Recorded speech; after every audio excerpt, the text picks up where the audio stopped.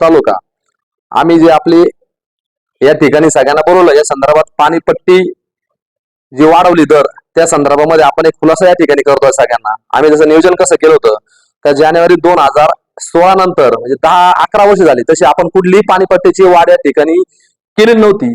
त्यानंतर जेव्हा आपला कोविड आला, कोविड मध्ये वसुलीचा थोडा प्रॉब्लेम झाला, कोविड मध्ये काही ग्रामपंचायतीची वसुली कमी झाली। त्याच्यानंतर विचार झाला का वीज बिलाचा मेन मुद्दा जो होता का वीज बिल आपलं 52% वीज बिलाची वाढ झाली। ती वाढ आज बघता ही योजना शक्यच नव्हतं आपण पाणीपट्टी वाढवल्याशिवाय। त्यानंतर जे साहेबांनी सोलर लावलं की ही योजना आजपर्यंत जी चालली की जर खरं श्रेय असेल तरी भुजबळ साहेबांचं आहे। भुजबळ साहेबांनी सोलर त्या ठिकाणी बसवलं, सोलर बसवल्यामुळं लाईट बिल आपलं कमी झालं, परंतु त्या पटीमध्ये आजच्या तुलनेत 2026 मध्ये 52% वीज बिल वाढलेलं आहे। ते वीज बिल जे वाढलंय तर ते 7 लाखाच्या पार गेलंय। त्याचे आपल्याकडे सगळे तुमच्याकडे बिल आहे, आपल्याकडे जे लाईट बिल होतं 1 लाख 1.5 लाख रुपये 2 लाखापर्यंत होतं। जे सोलर जे म्हणता भुजबळ साहेबांच्या मंत्रालयाची मीटिंग घेतल्या, सोलर बसवलं, परंतु सोलर रात्री त्याचा उपयोग होत नाही आणि एमएसईबीने आपलं सोलरचं त्यांना जे जाणारं युनिट आहे त्याच्यावर पण त्यांनी आकारले तर 3 रुपये पर युनिट आकारलेलं आहे, म्हणून ते बिल आम्हाला आज भरणं शक्य नाही। म्हणजे सगळा एकंदरीत खर्च बघता 41-42% वाढ झाली। आणि जलसंपदा विभागाचा जो विषय पट्टीचा जो पट्टी वाढली जलसंपदा विभागाची, आपले 3 यामध्ये हंगाम असता त्यांनी आपल्याला काय करून ठेवलं त्या याच्यामध्ये आपल्याला त्यांनी दुपटीची वाढ केली। कशामुळे केली तर बिगर सिंचन असल्यामुळं। म्हणून आपला रब्बी हंगाम असेल, त्याच्यानंतर रब्बी आहे, खरीप आहे आणि उन्हाळा हंगाम याचे वेगवेगळे बिल येतात। 20 लाख रुपये आपलं वर्षाला त्या ठिकाणी त्यांचाच बिल त्या ठिकाणी भरावं लागतं। आणि दुसरा मुद्दा याच्यात असा होतो का आम्ही जुलै 2026च्या तुलनेत विचार केला का आमचा जो सगळा वसुलीचा आणि खर्च टोटल खर्च ताळमेळ जो घेतलाय तर आम्ही जी आकारली आहे ती 9,23,000 रुपये जुलै 2026 ची आणि खर्च आम्हाला येतो 11,37,000 रुपये। मग तो जर विचार केला तर 2,14,000 रुपये जुलै मध्ये ती लॉस मध्ये दिसतं। हा जर निर्णय घेतला नाही तर योजना लगेच बंद पडू शकते। म्हणून हा जो निर्णय घेतला हा तात्काळ घेतला आणि सगळ्या ग्रामपंचायतीच्या संदर्भात आपण नोटीस दिलंय। कुठल्याही ग्रामपंचायतीचा कोणाचा फोन आला नाही, कोणाचा पत्र आला नाही आणि पट्टी वाढली किती का प्रत्येक या ठिकाणी 1 लाख लिटर पाण्याला 300 रुपये पट्टी वाढली आणि एक गाव 5 पाणी घेतं म्हणजे गावाला 1500 रुपये पट्टी वाढली। म्हणजे घराच्या तुलनेत वाढली तर 5 रुपये 10 रुपयाच्या पुढे पट्टी वाढणार नाही। काही ग्रामपंचायतीनं ती पट्टी आज 80 रुपये महिना आहे, काही 150 रुपये महिना आहे। या संदर्भात बीडीओ साहेबांना आम्ही पंचायत समितीत बोलून त्या ठिकाणी सगळे प्रशासक आहे त्या ठिकाणी सगळ्या त्या ठिकाणचे ग्रामसेवक असतील, ज्या ठिकाणचे काही प्रशासक असतील त्यांना बोलवलं, बीडीओ साहेबांची मीटिंग घेतली, त्याचा खुलासा सगळ्यांना केला। त्या ठिकाणी आम्हाला कोणी असं म्हणलं नाही की ही पट्टी तुम्ही वाढू नका का एवढी का वाढवत आहे, आपण 11 वर्षात पट्टी वाढवली नव्हती, त्या टायमाला त्याची गरज नव्हती, काही चालत होतं। दुसरा सगळ्यात महत्वाचा मुद्दा असा झाला की आपल्याला जे शासनाकडे 50% बिलाचा परतावा येत होता तो परतावा आज आपल्याकडे 70 लाख रुपये त्या घेणं होतं, पण ती शासनाची स्कीम बंद केली। स्कीम बंद झाल्यामुळं तो परतावा आपल्या याच्या रद्द झाला।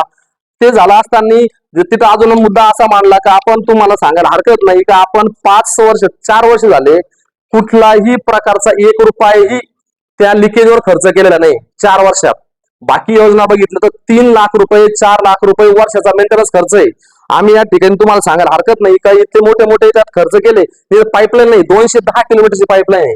210 किलोमीटरची पाईपलाईन असताना त्यामध्ये 90 किलोमीटरची डीआयची पाईपलाईन आहे, 110 किलोमीटरची पीयूसी पाईपलाईन आहे। आणि ती पीयूसी पाईपलाईन असताना हे जे तुमच्या समोरचे फोटो आहे तरी 4 वर्षात आम्ही कुठला 1 रुपयाचाही त्या लिकेजवर खर्च केलेला नाही। त्यांनी जर तुम्हाला कोणी सांगितलं असेल की या गोष्टीमध्ये का डबल बिल काढले, आम्ही 1 रुपया खर्चच केला तर बिल डबल काढण्याचा मुद्दाच कुठं आला नाही। यामध्ये भुजबळ साहेब या ठिकाणी जर आले तर पहिलं विचारता किती गावांना पाणी पुरवठा चालू आहे, गावाचं पाणी किती शिल्लक आहे, तुमचं काय कुठली अडचण आहे। गावच्या महिलांकडे जर गेलं जर बघितलं गावामध्ये तर लोकांना नाव घेता किती का ही योजना महाराष्ट्रात नाही तर देशात गाजलेली आहे।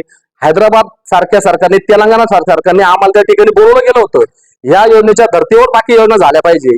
आपण या संदर्भात सगळा वेळोवेळी खुलासा पण केलाय आणि एकमेव फक्त मी तर असं सांगेल गावातल्या महिला असं म्हणतात का नळापर्यंत जे पाणी पोहोचतं याचं सगळं श्रेय फक्त भुजबळ साहेबांना जातंय। आज इतके दिवस ही कुठली योजना चालू शकत नव्हती, याला शासनाचा 1 रुपयाही न मिळता ही योजना चालतीये। आपल्या यामध्ये किती दुष्काळ झाले, किती पाणी नाही आलं, किती टँकर गावांना चालू आहे, नळापर्यंत जे पाणी पोहोचतं तर आज गावाकडे जर गेलं तर लोक मळ्यातून गावात पाणी आणत होते, आज लोक गावातून मळ्यात पाणी घेऊन जातात। ही कृपा फक्त भुजबळ साहेबांची आहे। म्हणून साहेब आम्हाला आल्यानंतर पहिलं सांगता बाबा अरे तुझं काय अडचण आहे, पाण्याचा काय प्रॉब्लेम आहे, तळ्यात किती पाणी शिल्लक आहे, किती दिवस पुरणार आहे, याचा जो पाठपुरावा ते करता आता सुद्धा साहेबांच्या आम्ही लक्षात आणून दिल्यानंतर साहेबांनी परत सोलरची यामध्ये मागणी केली आहे. सोलर पण आपण साहेबांच्या माध्यमातून सोलर पण या ठिकाणी आपल्याला परत उपलब्ध होणार आहे. म्हणून असं जे काही कोणी मांडलं असेल तर अजिबात असं काही याच्यामध्ये कुठलंही विषय नाही. आणि 100 रुपयाची दुरुस्ती पण अशी द्यायची लाईन आहे. पीयूसी 110 किलोमीटर आणि सीआयची 100 किलोमीटर, हे 10 किलोमीटर अशी 210 किलोमीटरची पाईपलाईन आपली.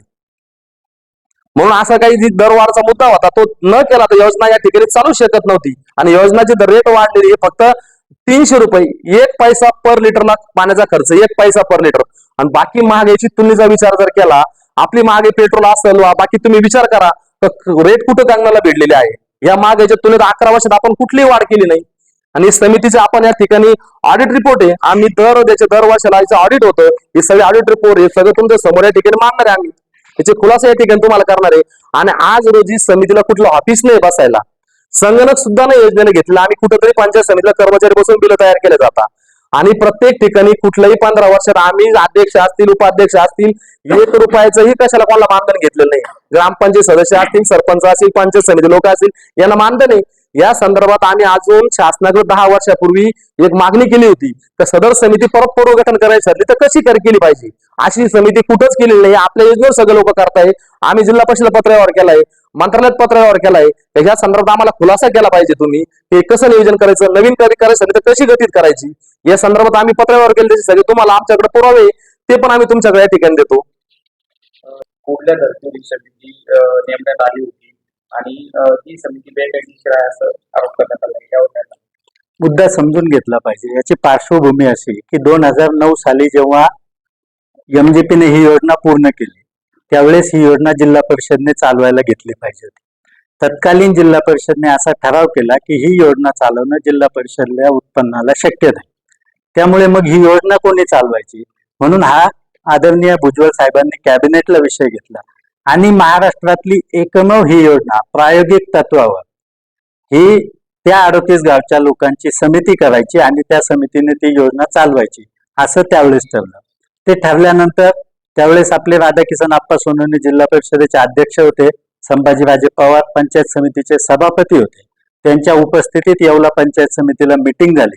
38 गावच्या सरपंचामधून सचिन भाऊची अध्यक्षपदी आणि माझी उपाध्यक्षपदी निवड झाली. तिथून पुढे 1 एप्रिल 2012 पासून हा कारभार सुरू झाला.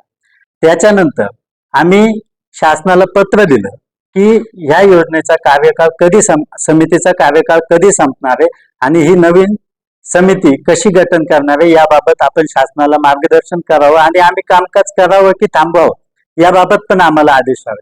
शासनाकडनं आम्हाला कोणत्याही बाबत तुमचा कार्यकाळ संपलेला आहे किंवा तुम्ही काम करू नका असं कोणत्याही प्रकारच्या सूचना आलेल्या नाही. हा पाण्याशी संबंधित जिव्हाळ्याचा महत्वाचा विषय.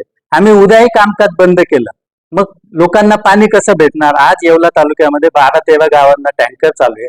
या ठिकाणी आपण 59 गावांना पाणी पुरवठा करतो. ही योजना मोडकळीस येईल आणि शासनाचे जे आदेश आहेत त्याच्याप्रमाणे आम्ही काम करतो. याचा आदरणीय भुजबळ साहेब हा 8 दिवसाला आढावा घेत असतात कामकाज कसं सुरू आहे याचा. असं आहे की 2015 साली आम्हाला लाईट बिल किती येत होतं तर साधारण 3-3.25 लाख रुपये महिन्याला येत होतं. आज 10 वर्षात विजेचे दर इतके वाढलेले की आज ते बिल जवळपास 7 लाख रुपये येतं. आज जर सोलर बसवलेलं नसतं तर आम्हाला 7 लाख रुपये लाईट बिल भरावं लागलं असतं. पण आज सोलर बसवलेलं असल्यामुळे आम्हाला 3 लाख रुपये लाईट बिल भरावं लागतं. त्यावेळचे विजेचे दरच मुळात 3 लाख रुपये होते.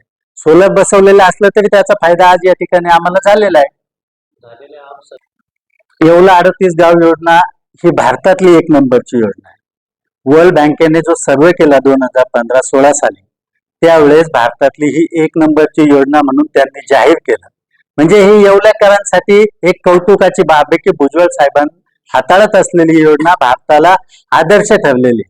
तेलंगणा राज्याने त्यांच्या कॅबिनेटला ठराव केला की येवल्याच्या 38 गाव योजनेच्या धर्तीवर आपल्या राज्यातल्या योजना तयार करायच्या आणि समिती मार्फत चालू. आज खरं म्हणजे आपल्या येवलेकरांचं हे दुर्दैव आहे की या योजनेवर असे आरोप केले जातात. आपण आपला कारभार इतका पारदर्शक आहे की तो कधीही त्यांना पाहायला भेटेल. आम्ही जर ठरवलं असतं तर आम्ही त्या ठिकाणी चांगलं ऑफिस तयार केलं असतं. तिथं खर्च करायला पैसे होते. गेल्या 15-16 वर्षाच्या इतिहासात आम्ही बसायला साधी 1500 रुपयाची खुर्ची सुद्धा त्या ठिकाणी घेतली नाही. आम्हाला कोणत्याही प्रकारचं समितीला त्या ठिकाणी मानधन नाही. फक्त भुजबळ साहेबांचे जे आदेश आहेत की आपल्याला ही पाणी योजना सुरू ठेवायची, ही देशाला आदर्श ठरलेली योजना आहे त्याच्याप्रमाणे आम्ही त्या ठिकाणी काम करतोय. लिकेजेसच्या विषयाला खर्च करायचा विषय येतच नाही, कारण आपण जे कॉन्ट्रॅक्टर नेमलेले त्या कॉन्ट्रॅक्टरने वार्षिक छोटे मोठे लिकेजेस जे असतील ते त्याच्यामध्ये करायचे, ते स्वतःच करतात. पैसे देण्याचं कोणाला कारणच येत नाही. पाण्याच्या शुद्धतेच्या त्या शुद्धतेबाबत आमच्याकडे कुठल्याही प्रकारची एकही तक्रार आलेली नाही. कधी तक्रार आली असेल तर आम्ही समितीचे अध्यक्ष, उपाध्यक्ष, BDO साहेब आम्ही त्या ठिकाणी जाऊन त्या शंकेचं निरसन करतो. परंतु जर काही ठिकाणी राजकीय आळया निर्माण झाल्या असतील तर त्याच्या आमच्याकडे काही तक्रारी आलेल्या नाही, त्याचं पण आम्ही निरसन करतो. असं आहे की या समितीचे जे 38 गावांचे सदस्य आहे, हे त्या गावचे पाणी पुरवठा व स्वच्छता समितीचे अध्यक्ष असले पाहिजे, सरपंच असले पाहिजे असं नाही. पण कायद्यात असं आहे की सरपंच हे पदसिद्ध त्या समितीचे अध्यक्ष असतात त्या गावचे. पण ज्या सरपंचांना वाटतं की आपल्याला स्वच्छता समितीचं पाणी पुरवठ्याचा अध्यक्ष राहायचं नाही, ते सरपंचाच्या परवानगीने इतर गावातील कोणत्याही व्यक्तीला ग्रामसभेचा ठराव करून त्या स्वच्छता समितीचे अध्यक्ष करतात. आणि आज मी माझ्या विखरणी गावचा स्वच्छता पाणी पुरवठा समितीचे अध्यक्ष आहे. सचिन भाऊ त्यांच्या उंदीरवाडीचे पाणी पुरवठा स्वच्छता समितीचे अध्यक्ष आहे. थोडक्यात निश्चितच कायदेशीर आहे. मूळ मुद्दा असा आहे, ज्यावेळेस ही योजना तयार झाली, ही 38 गाव पाणी पुरवठ्यासाठी योजना होती. परंतु ज्यावेळेस एक एक गावाची डिमांड वाढत गेली, लोक भुजबळ साहेबांकडे ते साहेब आमचं गाव जोडलं पाहिजे, आमच्या गावावरून पाईपलाईन गेलेली, आमचं गाव ऍड केलं पाहिजे, आमची वस्ती ऍड केली पाहिजे, असं करता करता आज माझ्या माहितीनुसार 62 गाव झाले. ज्यावेळेस 62 गाव झाले त्यावेळेस त्या फिल्ट्रेशन प्लॅनची कॅपॅसिटी वाढवणं भाग पडलं. त्या मोटर जिथं 4 तास चालायची ती आज 8 तास चालती, 10 तास चालती, 12 तास पाणी फिल्टर व्हायला लागतंय. आज त्याच्यामुळे नियमाप्रमाणे ती वीज बिल वाढणार आहे. आणि यांनी सांगितल्याप्रमाणे ती वस्तुस्थिती बरोबर आहे. पूर्वी ह्या योजनेसाठी 50% जिल्हा परिषद अनुदान द्यायची. जे लाईट बिल यायचे, उदाहरणार्थ यांना 3 लाख रुपये लाईट बिल येत असेल तर 1.5 लाख रुपये जिल्हा परिषद द्यायची, शासनाकडून यायचे 1.5 लाख रुपये यांना भरावं लागायचे. त्याच्यामुळे यांना ह्या योजनेचं काही वाटलं. परंतु अचानक शासनाने ज्यावेळेस 50% पैसे देणं बंद केलं आणि 38 गावचे 62 गावं झाले. 62 गावं झाल्यामुळे ती योजनेवरती लोड वाढला म्हणजे फिल्ट्रेशन वाढलं म्हणजे पाण्याची डिमांड वाढली. ज्या 38 गावाला पाणी लागत होतं, समजा एका वेळेस तलाव भरला तर 4 महिने पाणी पुरणार होतं, त्या ठिकाणी 62 गावं झाल्यामुळे ते 2 महिनेच पाणी पुरवायला लागलं. म्हणजे त्याचा परिणाम असा झाला की इरिगेशनची पाणीपट्टी वाढली. आणि मेन मुद्दा कसा आहे, काही इरिगेशनला पावसाळ्यामध्ये पाणीपट्टी कमी असते, त्यावेळेस पुराचं पाणी मिळतं, पाणीपट्टी कमी असते. परंतु आपल्याकडे जनरली पावसाळ्यात कमी पाणी लागतं, डिमांड कमी असते. परंतु आपल्याकडे डिमांड ही उन्हाळ्यात जास्त वाढल्या जाते. आणि उन्हाळ्यात वाढल्यानंतर ते कमर्शियल रेट हा इरिगेशनचा लावला जातो, की पाणीपट्टी मोठ्या प्रमाणात त्याचे पैसे हे करतात. हे सगळं करत असताना ज्यावेळेस यांचे 50% वीज बिल माफ बंद झालं, त्याच्यानंतर यांच्यावरती लोड वाढलं. मध्ये भुजबळ साहेबांनी मिटिंग घेऊन शासनाच्या माध्यमातून सोलर निर्माण केलं. सोलर निर्माण केल्यानंतर बऱ्यापैकी यांचं लाईट बिल त्याच्यामध्ये कमी झालं. परंतु 62 गाव वाढल्यामुळे जो विजेचा दर वाढला, विजेची डिमांड वाढली, त्याच्यामुळे ती योजना चालवणं आज मी तिला 30% वाढ केल्याशिवाय शक्य नाही. यांनी तसं तर 50% करायला पाहिजे या मताचं मी, कारण मी पण अनेक संस्था चालवतो. त्याचं कारण असं ज्यावेळेस येणारा आणि जाणारा हा खर्च मिळ कुठेतरी बसला पाहिजे. परंतु साहेबांनी सांगितलं की बाबा नो, जनतेवरती लोड आला नाही पाहिजे, आपल्याला सगळ्यांना पाणी द्यायचे, त्याच्यामुळे यांनी ती 30% वाढवली. आणि ती योग्य, असं काही गैर नाही असं मला वाटतं. कारण त्याचं कारण असं आहे की आपण जनरली पाहिलं असेल, महाराष्ट्रातल्या अनेक योजना, पाणी पुरवठा योजना तयार झाल्या, त्या आज बंद पडलेल्या आहे. कुठे पाईप बंद पडले, कुठे मोटर, कुठेही ठाव ठिकाण आहे. ही एकमेव योजना अशी तर ती चालू आहे. आणि ह्या योजनेसाठी माझ्या ते 8-10 वर्षापूर्वी पण एक असा वाद निर्माण झाला होता. त्यावेळेस या कमिटीने, मी पण मुंबईला गेलो होतो, त्यावेळेस पाणी पुरवठा मंत्र्यांना पण पत्र दिलं. आणि अश्विन कुमार का अरुण कुमार कोणीतरी पाणी पुरवठा सचिव होते, मालिनी शंकर मॅडम होते. आम्ही जिल्हा परिषदेला दिलं. जिल्हा परिषदेच्या मीटिंग मध्ये बाळासाहेब गुंडप त्यावेळेस जिल्हा परिषद सदस्य होते. तिथं असा चर्चेला विषय आला का बाबा या कमिटीला आपल्याला पुनर्वसन करण्याचा अधिकार नाही, आपल्याला राज्य सरकारकडे मार्गदर्शन स्टँडिंग कमिटीमध्ये ठराव करून तसं मार्गदर्शन मागण्यासाठी राज्य सरकारकडे पत्रव्यवहार पण केलेला आहे त्यावेळेस. नाही, आता ते गट विकास अधिकाऱ्यांनी स्थगिती दिली नाही दिली मी ते काय पाहिलं नाही. काहीतरी चुकीचं बोलणं योग्य होणार नाही. माझ्यापर्यंत तो विषय आलेला नाही, स्थगिती दिली का नाही दिली त्यातलं काय मला माहिती नाही. पूर्ण ऐकलंच नाही तर काहीतरी चुकीचं बोलणं योग्य होणार नाही ना. जर ऐकलेलं नाही, त्यांनी काय स्टेटमेंट केलेले ते मला माहित नसल्यामुळे मी चुकीचं बोलणार नाही त्या विषयावरती. समितीची बैठक होईपर्यंत जी वाढलेली पाणीपट्टी मी स्थगिती देतो किंवा आकारण्यात येणार नेमकी याबद्दल संभ्रम निर्माण झालेला आहे, याबद्दल आपण खुलासा करू. सगळ्यात महत्वाची गोष्ट जी आहे ही जी 38 गावे पाणी पुरवठा योजना आहे, तर या समितीची निवड कशी होते याच्याबद्दल पहिल्यांदा मी आपल्याला क्लिअर करतो. प्रत्येक ग्रामपंचायतीमध्ये एक स्वच्छता, आरोग्य आणि पाणी पुरवठा समिती असते. सरपंच हे जे असतात त्याचे पदसिद्ध अध्यक्ष असतात आणि ग्रामपंचायत अधिकारी असतात, ते त्याचे सचिव असतात. या व्यतिरिक्त ग्रामसभेला जर असं वाटलं की याच्या व्यतिरिक्त ते ग्रामसभा दुसऱ्या व्यक्तीची सुद्धा त्या ठिकाणी पाणी पुरवठा स्वच्छता समितीच्या अध्यक्षपदी निवड करू शकते. मग 38 गाव योजनेमध्ये ज्या सर्व ग्रामपंचायती ज्या आहेत, ज्या या ग्रामपंचायती 38 गावे पाणी योजनेत समाविष्ट आहेत, त्या सर्व ग्रामपंचायतीच्या स्वच्छता, पाणी पुरवठा आणि आरोग्य समितीचे अध्यक्ष आणि सचिव हे जे आहेत, तर यांच्या माध्यमातून ही जी 38 गावे पाणी पुरवठा योजना आहे, तर यांच्या अध्यक्ष आणि सचिव, उपाध्यक्षांची त्या ठिकाणी निवड होते. तर आता तालुक्यामध्ये अशी किंवा ऑल महाराष्ट्रामध्येच अशी परिस्थिती आहे की आता बहुतांश ग्रामपंचायतीमध्ये त्या ठिकाणी नियमित सरपंच नाहीत. त्या ठिकाणी जे नियमित सरपंच होते त्यांना प्रशासनाने एक 6 महिन्यासाठी मुदतवाढ दिलेली होती. आता ती मुदतवाढ सुद्धा त्या ठिकाणी संपून गेलेली आहे. म्हणजे स्वच्छता आणि गाव पातळीवर काम करणाऱ्या स्वच्छता, आरोग्य आणि पाणी पुरवठा समित्या ज्या आहेत ते सध्या तरी त्या ठिकाणी कार्यरत नाही. ज्यावेळेस आता या संदर्भामध्ये ह्या समितीचं पुनर्गठन करायचं असेल किंवा त्याच्यामध्ये काही निर्णय घ्यायचा असेल, तर या समितीचे जे अध्यक्ष आणि सचिव यांची त्या ठिकाणी मीटिंग घेण्याची आवश्यकता आहे. परंतु या समित्याच कार्यरत नसल्यामुळे आता जी 38 गावे पाणी पुरवठा योजनेची जी कार्यरत समिती आहे त्यांच्या माध्यमातूनच आपल्याला त्या ठिकाणी निर्णय घेणं आवश्यक आहे.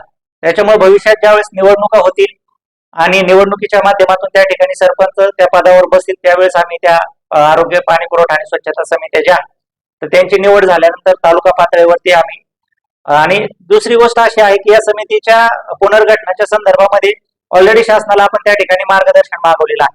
ते मार्गदर्शन पण आपल्याला त्या ठिकाणी मिळालेलं नाही. तर आम्ही परत एकदा शासनाला रिमाइंडर पाठवू आणि या समित्यांचं पुनर्गठन कसं करायचं तर याच्या संदर्भात शासनाला परत मार्गदर्शन मागू आणि शासनाकडून मार्गदर्शन मिळाल्यानंतर त्या ठिकाणी आम्ही समितीचं पुनर्गठन करण्यासंदर्भातची प्रक्रिया करू.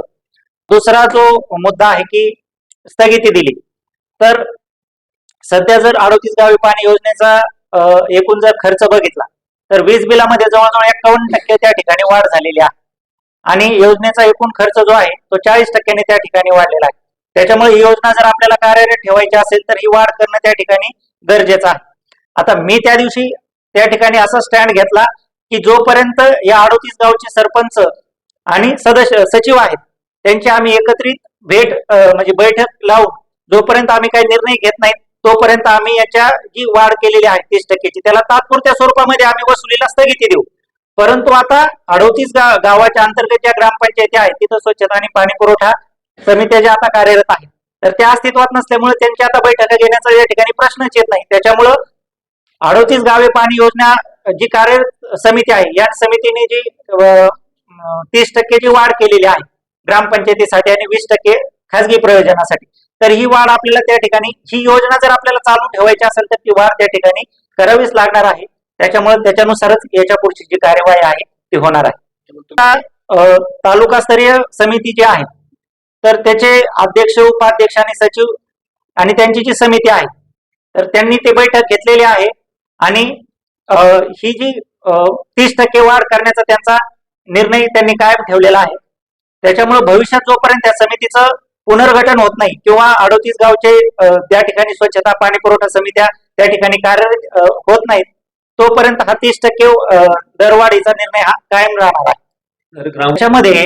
त्याच्यामध्ये गाव पातळीवर निर्णय या संदर्भात निर्णय घेण्याचा जो अधिकार आहे तर त्या गाव पातळीवरच्या स्वच्छता, पाणी पुरवठा समितीचे जे अध्यक्ष आहे आणि सचिव आहे यांनाच आहे. त्यामुळे हे अध्यक्ष, सचिव जोपर्यंत अस्तित्वात येत नाहीत त्याच्यामुळे ह्या समित्यांचं जे मत आहे ग्राम पातळीवरच्या त्यांनी जर आम्हाला काही लेखी दिलं तर त्याचा आम्ही निश्चितच विचार करू. परंतु याच्या व्यतिरिक्त ज्यांचं योजनेशी म्हणजे कुठल्याही प्रकारचा काही संबंध नाही असे जर लोक त्याच्यामध्ये काही हे करत असतील, कारण की योजना जर आपल्याला चालू ठेवायचं असेल तर पुढे आता महागाईचा जर विचार केला तर आपल्याला ही वाढ त्या ठिकाणी करावीच लागणार आहे. मागच्या 2 महिन्यापूर्वी हा विषय माझ्यापर्यंत आला की बाबा आता योजनेचा खर्च आपल्याला वाढतोय, तर आम्ही आता ग्रामपंचायत स्तरावर आता प्रशासकांना शासनाने स्थगिती दिलेली आहे. तर ग्रामपंचायत पातळीवर आता आमचे ग्रामपंचायत अधिकारी आहेत, त्यांच्या आम्ही प्रत्येक आमच्या 15 दिवसाला महिन्याला ज्या आढावा बैठका असतात याच्या अनुषंगाने आपण त्या ठिकाणी त्यांच्या नियमित बैठका त्या ठिकाणी घेत असतो आणि बैठकांमध्ये हा वसुलीचा विषय जो आहे त्या ठिकाणी आपण घेत असतो. त्यासोबतच शासन स्तरावरून जे गौण खनिजाचं अनुदान ग्रामपंचायतींना प्राप्त होतं ते सुद्धा आपण त्यांच्याकडे काही जर थकबाकी असेल तर या योजनेकडे आपण त्या ठिकाणी खर्चासाठी वर्ग करतो. आणि याच्या व्यतिरिक्त जर काही ग्रामपंचायतीने भविष्यामध्ये त्यांची थकबाकी जर वाढतच गेली आणि त्यांनी जर वेळेवर वीज बिल भरलं नाही तर एक शासन स्तरावरून या योजनेचा पदसिद्ध सदस्य सचिव या नात्याने त्या ग्रामपंचायतीचे जे ग्रामनिधी किंवा पाणी पुरवठ्याचे जे अकाउंट आहेत ते सुद्धा होल्ड करण्याचे मला अधिकार आहे. त्याच्यामुळे भविष्यामध्ये सगळ्यांनी वेळेवर ही जी आहे तर कर मागणी जी आहे या योजनेची जी मागणी आहे तर ते सगळ्यांनी सर्व ग्रामपंचायतींनी त्यांचा पैसे वेळच्या वेळी भरण्याची आवश्यकता आहे.